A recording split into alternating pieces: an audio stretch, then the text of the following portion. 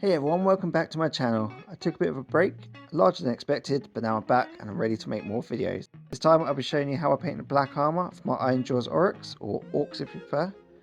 This can be used for any type of black armor, of course. As you can see here, it's a very dirty and battered look. These Ironjawz don't clean their armor very often, if not at all, and end up quite scratched and dirty. I'll also show you how I add the flame patterns too. I think this technique creates a fairly natural look in quite a quick time. I base coated the black armor with Abaddon Black and a few selected panels in Avalon Sunset. At the same time as this, I painted some yellow flame and checkered patterns. To do the flames, I thinned the yellow down quite a bit and used a size 0 brush. I start with a simple wavy line and then add a second, a matching line which connects at a point. Add a few more, connecting each one at the thickest ends. Try and keep the points of the flames as sharp as possible. Once the outlines are done, block in the yellow. If you're not happy with the shape of them, use some black to clean it up. These patterns will be shaded at the same time as we do the black armor. The first colour for the weathering is done using watered down Rhinox hide, just a little thicker than a glaze consistency. As shown here, I start a little off from the edges of the armour and push the paint right up to the edge, and also apply it to deep scratches and recesses.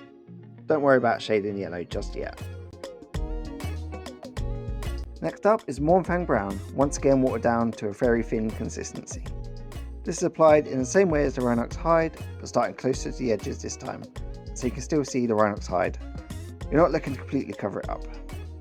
I used a smaller brush here to have more control. Just be careful not to use your best brushes, as the thin paint soaks up into the ferrule and eventually over time the bristles will start to spread out, losing their fine point, even if you take time to clean them. I've also added a few spots of this here and there just to show some spattered mud or rust patches.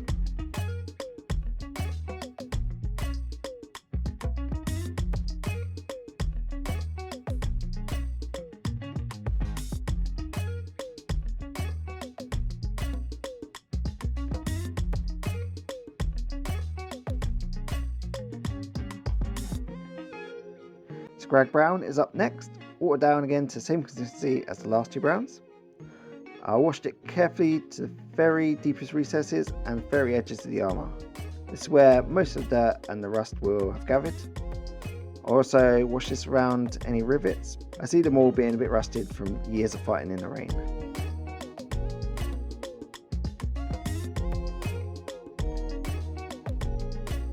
At this point, I use Scrag Brown to start shading the yellow.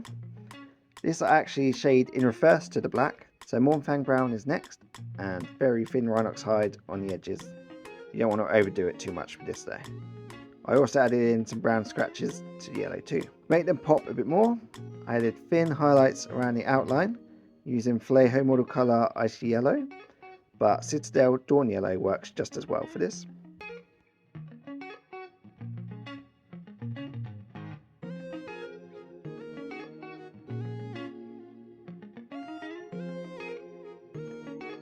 Okay, we're almost there. There's one more last bit to do, and that's add scratches using Stormhost Silver, or any light silver you want, to all the black areas.